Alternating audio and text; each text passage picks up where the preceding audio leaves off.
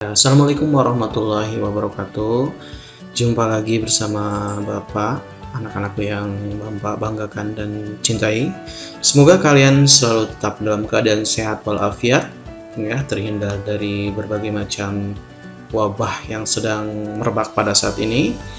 Jadi Bapak harapkan kalian selalu berada di rumah, jaga selalu kesehatan kalian, patuhi peraturan pemerintah tentang protokol kesehatan yang selalu diumumkan oleh pihak setempat, ya.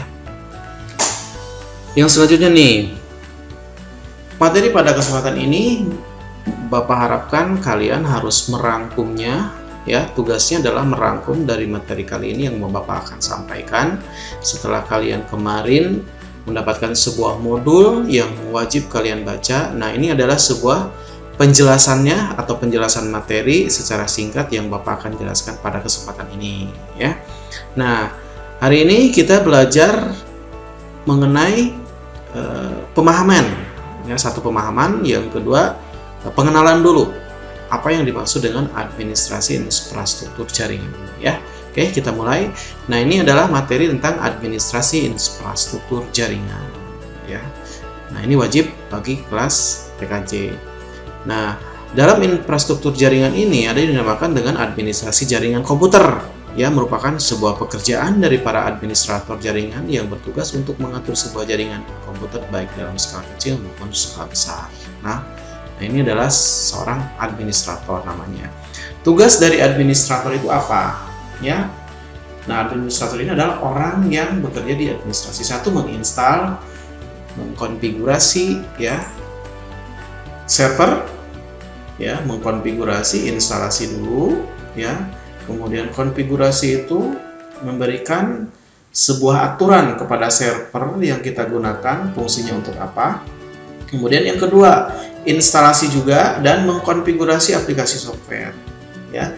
Yang pertama ada konfigurasi servernya, artinya ini perangkat kerasnya, ya, perangkat kerasnya atau hard drive atau disebut juga sebagai hardware-nya.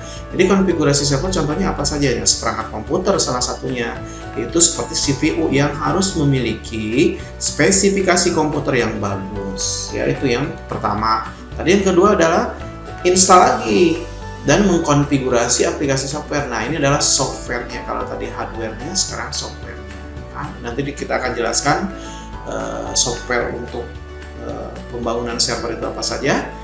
Yang ketiga di sini adalah membuat dan mengelola user. Setelah kalian menginstalasi atau konfigurasi software agar server tidak bisa diakses oleh orang lain, ya, dimana kalau server terlalu banyak orang yang menjadi administrator kan sulit.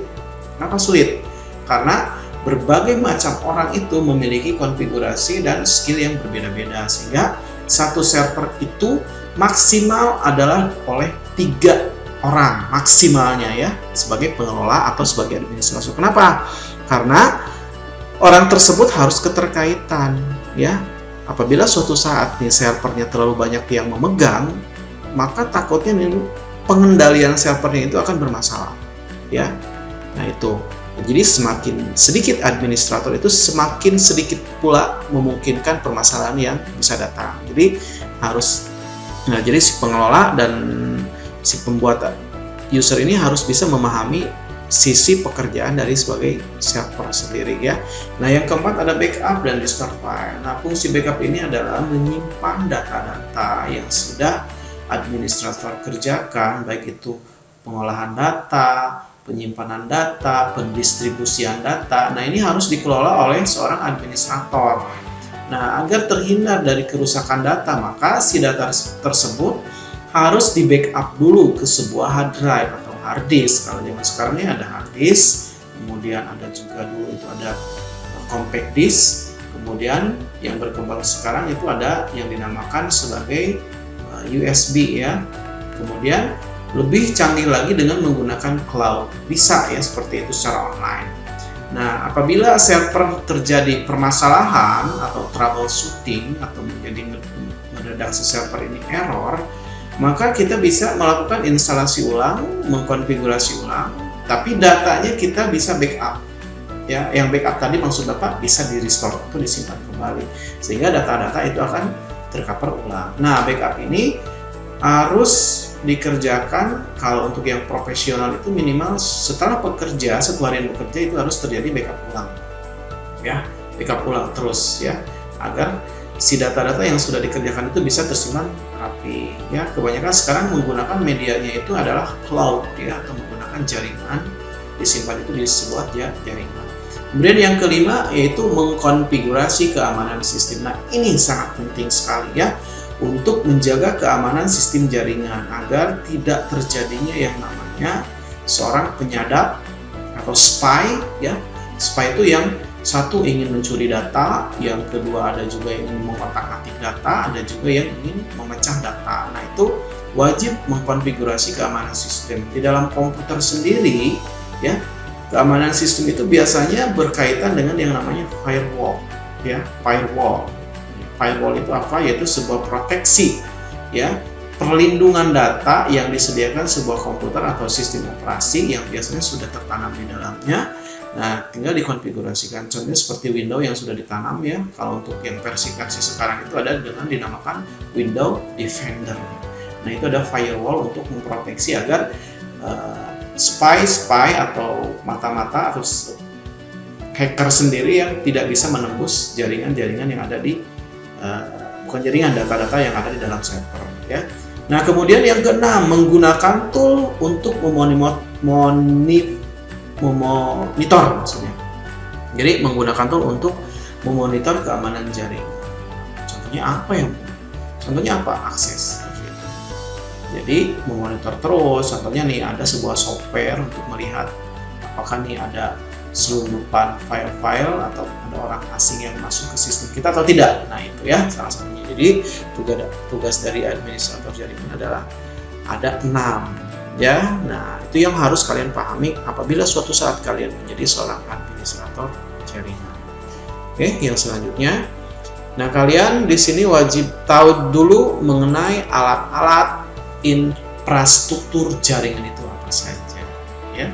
Jadi ada tool atau alat-alat yang digunakan ya, baik itu software maupun hardware. Jadi hardware dulu nih yang Bapak akan jelaskan. Oke, yang pertama ya, yang pertama alat-alat yang digunakan, yang pertama adalah router. Router merupakan perangkat yang dapat mengirimkan paket data melalui jaringan atau internet menggunakan proses routing. Routing sendiri adalah proses yang terjadi saat pengiriman paket data dari jaringan satu ke jaringan yang lainnya yang berbeda. Kemudian yang kedua ada wireless card. Itu perangkat yang dapat menghubungkan dua buah device atau lebih tanpa menggunakan media kabel. Dengan menggunakan wireless card, dua komputer atau lebih dapat saling berhubungan melalui jaringan Wi-Fi. Ada yang ditanam, ada juga yang eksternal ya. Kemudian ada LAN card. LAN card sendiri adalah perangkat yang dapat menghubungkan dua buah device atau lebih dengan menggunakan media kabel. Perangkat ini biasanya digunakan dalam jaringan LAN. Nah, perangkat yang digunakan atau pengkabelan yang digunakan biasanya kalau zaman dulu adalah koaksial, ya, koaksial. Kemudian setelah koaksial itu alat konektornya apa namanya? Ada yang tahu tidak? Koaksial. Ya, namanya itu BNC ya. Nah, yang kedua ada kabel UTV, Unshielded Twisted Pair. Nah, ini apa? Konektornya apa namanya? RG Rejection Jack ya, Register Jack 45, artinya RJ45. Itu yang bisa digunakan untuk media LAN card-nya sendiri ya. Kemudian yang selanjutnya, nah ini adalah contoh dari LAN card-nya. Yang selanjutnya yang keempat adalah modem, merupakan perangkat yang dapat mengubah sinyal digital menjadi sinyal analog maupun sebaliknya. Modem itu berasal dari modulator, demodulator, atau artinya biasanya digunakan untuk menghubungkan komputer dengan internet. Oke.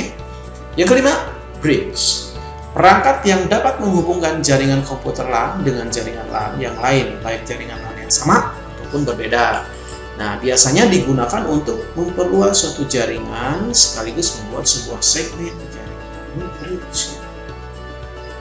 Jadi perangkatnya itu menghubungkan jaringan komputer LAN dengan jaringan LAN yang lain. Kalau satu sistem, misalkan nih antara SMK Yadika misalkan dengan kecamatan Paseh. Nah, itu dua buah LAN yang berbeda ya. Artinya di situ adalah kecamatan, di sini adalah sekolah. Nah, kita bisa bertukar data dengan menggunakan bridge. Jadi alat penghubungnya itu merupakan bridge ya.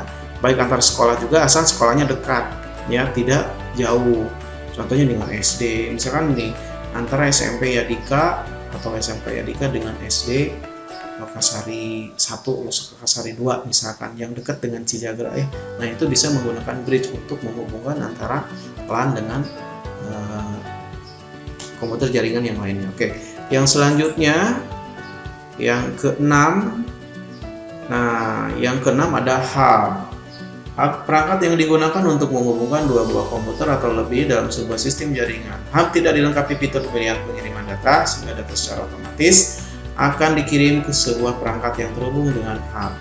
Nah, ya. Kemudian ada switch. Switch merupakan perangkat yang digunakan untuk menghubungkan beberapa komputer dalam sebuah jaringan dengan pertukaran paket untuk menerima, proses, dan meneruskan data ke perangkat yang dituju. Switch hanya mengirim data saja, ya. Yang kedelapan adalah kabel jaringan. Media transmisi berbentuk kabel yang digunakan untuk menghubungkan dua buah komputer atau lebih untuk saling bertukar data. Nah, jenis kabel yang biasa digunakan seperti kabel UTV, STV, koaksial maupun fiber optik. Biasanya jenis kabel yang digunakan tergantung pada jenis topologi jaringan yang digunakan. Artinya ada unshielded twisted pair, koaksial maupun fiber optik itu sama, tergantung dari topologi ya. Seperti kalian sudah paham, topologi itu apa? Yaitu sebuah pembuatan skema pembuatan jaringan atau penyusunan jaringan atau perakitan jaringan atau menggambar sebuah sistematika pembuatan jaringan seperti itu. Jadi topologi itu ya, penting di dalam sebuah pembangunan jaringan. Nah, yang selanjutnya yang nomor 9 ya. Yang nomor 9 sendiri di sini adalah repeater. Repeater merupakan perangkat yang digunakan untuk memperluas jangkauan sinyal Wi-Fi ya. Sinyal Wi-Fi server agar perangkat lain bisa terhubung. Cara kerja repeater adalah dengan menerima sinyal dari server, kemudian memancarkannya kembali dengan jangkauan yang lebih luas dan kuat. Jadi contohnya nih begini. Contoh di sekolah SMP Yadika itu ada sebuah server. Ya, server itu ditaruh misalkan ada di sebuah ruangan. Contohlah titiknya itu ada di ruangan teaching factory. Nah, di teaching factory itu mendistribusikan jaringan itu ke berbagai tempat. Contohnya berbagai macam lab, ya, TU, ruang kepala sekolah, ruang yayasan dan sebagainya. Contoh, antara ruang teaching factory dengan ruang tata usaha itu memiliki jangkauan yang cukup jauh ya. Nah, ini memerlukan keseimbangan atau kestabilan dari jaringan, sehingga ditanamlah yang dinamakan repeater untuk memperkuat atau memperluas jaringan, sehingga jaringannya akan stabilnya. Itu salah satunya repeater maksudnya. Kemudian yang ke-10. Yang ke-10 itu apa ya? Yang ke-10 adalah access point. Nah, perangkat access point ini adalah merupakan perangkat yang digunakan untuk membuat jaringan nirkabel atau tanpa kabel yang sifatnya lokal atau wireless LAN. Ya, access point biasanya digunakan untuk memancarkan sinyal internet ke berbagai lokasi ya contohnya. Tapi access point ini memiliki jangkauan berbeda-beda ya, tergantung dari kapasitas dan juga harganya ya. Jadi semakin mahal harga access point berarti jangkauannya lebih luas lagi. Tadi yang disebutkan ini saling berhubungan antara access point dengan repeater.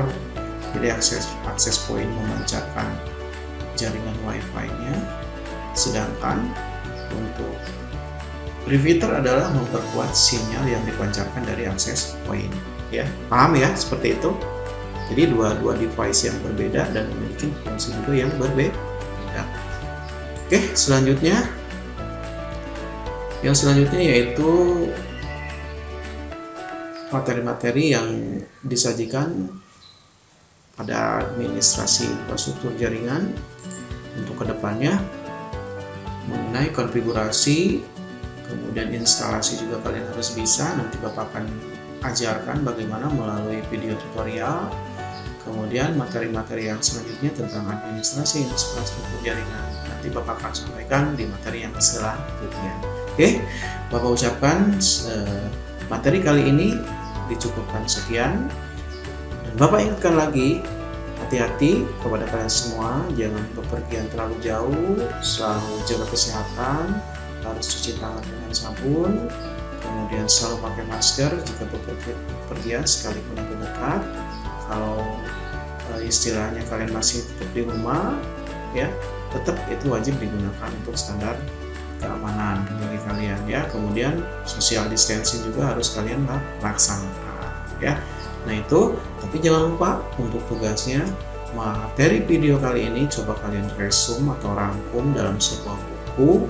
Nanti setiap pengumuman pengumpulan tugas akan diumumkan oleh pihak sekolah maupun pihak guru, tanggal berapa, hari apa, itu wajib sebagai tanda bahwa kalian itu mengikuti yang namanya daring atau pembelajaran PDR, pembelajaran dari rumah. Oke, cukupkan sekian. Semoga kalian diberikan kesehatan selalu, dihindarkan dari berbagai macam penyakit yang sudah mewabah pada kesempatan ini. Akhirul kalam, assalamualaikum warahmatullahi wabarakatuh. SMK bisa, SMK selalu di depan. Terima kasih.